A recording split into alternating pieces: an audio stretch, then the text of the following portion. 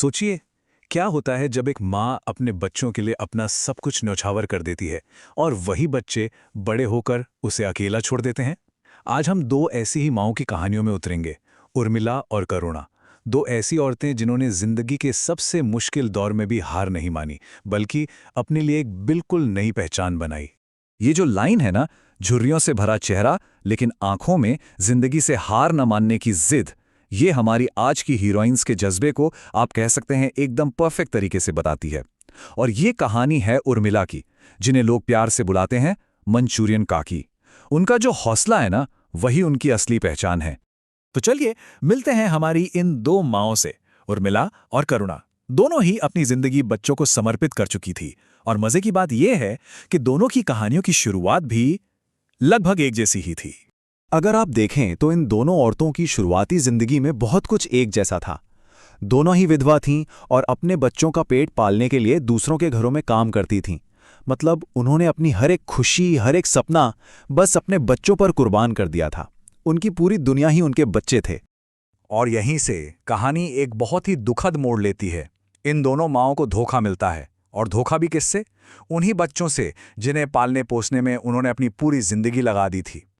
ये सब कुछ एक सोची समझी साजिश जैसा लगता है ना?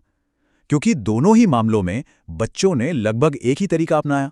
पहले शहर जाकर कामयाब हुए, फिर शादी हुई और वे बदल गए, और आखिर में अपनी ही मां को धोखा देकर बेसहारा छोड़ दिया। उर्मिला की कहानी तो सच में दिल दहला देती है। सोचिए, उसके बेटे और बहू ने पहले तो उसकी सारी प्रॉपर्टी अपने नाम करवा ली, फिर उसे 4 धाम यात्रा का झांसा दिया और उसे एक रेलवे स्टेशन पर यह कहकर छोड़ दिया कि मां, तुम यहीं रुको, हम बस अभी आते हैं। लेकिन वो कभी वापस नहीं लौटे। अब करुणा के साथ जो हुआ वो इतना फिल्मी तो नहीं था, पर दर्द उसमें उतना ही था। उसके बच्चे कामयाब हो गए, एक शहर में, एक विदेश में, और अपनी अपनी जिंदगी में इतने बिजी हो गए कि वो अपनी बूढ़ी माँ को मानो पूरी तरह भूल ही गए। और यहां बेचारी का छोटा मोटा कारोबार भी ठप होता जा रहा था।